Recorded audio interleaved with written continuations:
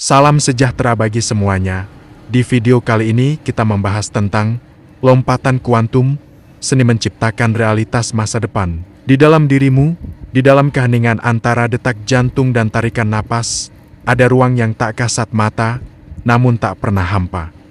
Ruang itu adalah altar bagi jiwa, laboratorium emosional tak bernama, tempat manusia bukan sekadar berjalan, tetapi menyadari bahwa ia dicipta untuk mencipta. Di sanalah lompatan kuantum dimulai, bukan dari langkah kaki, tetapi dari loncatan batin, bukan dari apa yang terlihat, tetapi dari apa yang dipercaya hingga menjadi nyata. Neville Goddard berbisik dari halaman sejarah spiritual. Imagination creates reality. Imajinasi menciptakan realitas. Dr. Joe Dispenza bergema dari panggung neuroscience modern. To change your personal reality, you must change your personality. Untuk mengubah realitas pribadimu, kau harus mengubah dirimu terlebih dahulu. Dua zaman, dua bahasa, namun satu inti kesadaran.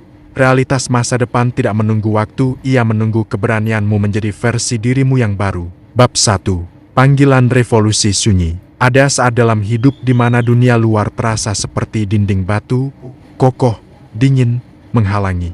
Tetapi sesungguhnya yang menghalangi bukan batu, melainkan pola pikiran yang tak terlihat, yang telah lama kita anggap sebagai diri. Kita terbiasa menjadi versi yang sama. Setiap hari, pola emosi yang sama, kata-kata yang sama, ketakutan yang sama, kebiasaan mental yang sama. Maka tak heran, kehidupan pun menjadi cermin yang sama. Namun jiwa, seperti burung yang tak sudi dikurung, akan tiba pada satu momen suci, ketika ia berkata pada daging dan waktu, "Cukup, aku bukan makhluk yang menunggu takdir. Aku adalah kesadaran yang menulisnya." Di sanalah revolusi sunyi dimulai, tanpa perang, tanpa seremonial, hanya keputusan dalam hati, aku siap menjadi baru. Bab 2. Jembatan tak kasat mata. Neville menyebutnya the feeling of the wish fulfilled, merasakan seolah hasrat telah menjadi nyata. Joe menyebutnya elevated emotions with a clear intention, niat yang jelas, dipadukan emosi luhur, syukur, cinta, keyakinan. Dua bahasa, satu hukum, kau harus lebih percaya pada visi batin daripada pada bukti fisik.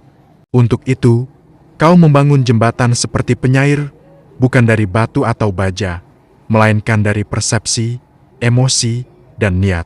Karena masa depan bukan tempat yang kau tuju, akan tetapi masa depan adalah frekuensi yang kau masuki. Bab 3. Meditasi adalah laboratorium. Meditasi, dalam tangan ilmuwan jiwa, bukan sekadar menutup mata. Ia adalah perjalanan menembus diri lama, jalan pulang ke kemungkinan tanpa batas. Di sana, pikiran biasanya gelisah seperti ombak menjadi tenang seperti danau fajar.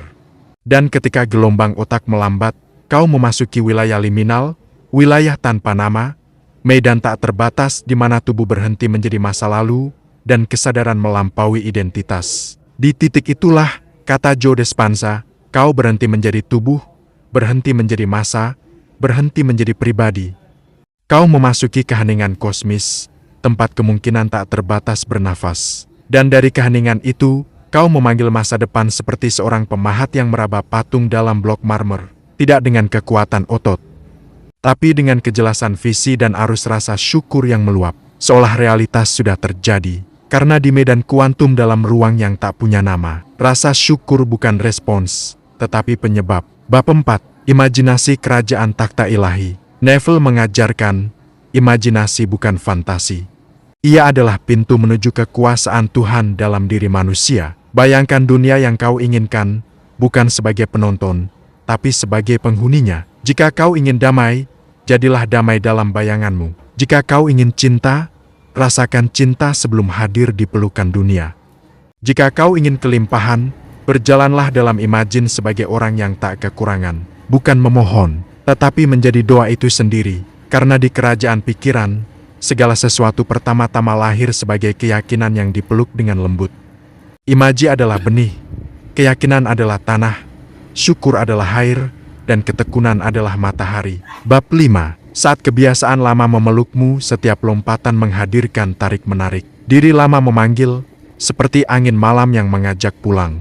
Kembalilah, katanya, lebih aman menjadi dirimu yang dulu. Namun lompatan kuantum bukan ruang aman. Ia adalah tebing keberanian, tempat kau percaya bahwa sayap tumbuh setelah melompat. Di sini, paradigma runtuh saat ketakutan lama muncul. Kau peluk dengan kesadaran. Saat pikiran ragu datang, kau jawab dengan visi. Emosi lama bergolak, kau tenangkan dengan napas cinta. Kau bertahan, bukan karena terpaksa, tetapi karena kau tahu, seseorang yang sedang menjadi baru tak boleh kembali ke kulit lamanya. Seperti ular yang menanggalkan kulit.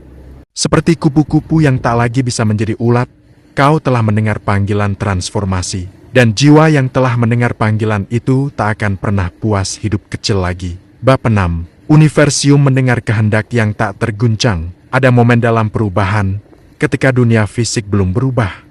Namun jiwamu sudah berbeda. Kau berjalan dengan langkah yang sama, namun kesadaranmu telah melampaui garis waktu. Kau masih melihat dinding lama, namun kini kau tahu, itu hanya bayangan memori. Di sini, semesta bergerak tanpa suara. Molekul-molekul realitas mulai berbisik. Menyusun kejadian seperti baris-baris puisi, orang yang tepat muncul. Kesempatan menampakkan wajah.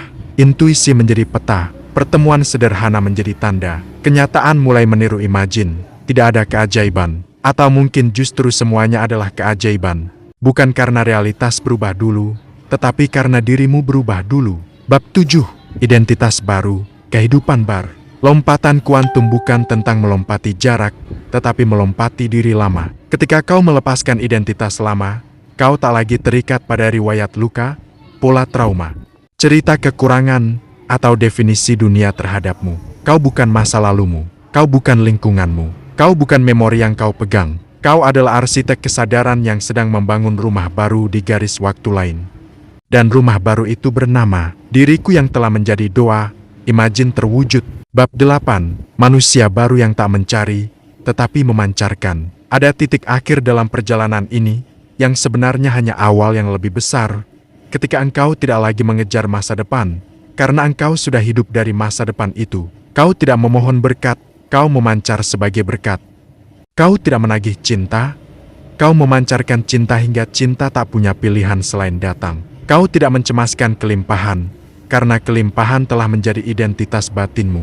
Kau bukan lagi pencari, melainkan sumber yang mengalir. Dan dunia, dalam diamnya, berlutut kepada kesadaran seperti itu. Bab 9. Simfoni kesadaran. Pada akhirnya, ketika seseorang melakukan lompatan kuantum, ia tidak sedang mengubah dunia. Ia sedang mengubah diri menjadi seseorang yang mampu tinggal di dunia yang ia impikan. Inilah rahasia para mistikus kuno, inilah bahasa para ilmuwan kesadaran modern. Realitas bukan benda padat, melainkan puisi energi yang menunggu dipilih. Dan engkau, pengembara kesadaran, datang untuk memilih dengan hatimu, bukan dengan ketakutanmu. Wassalam.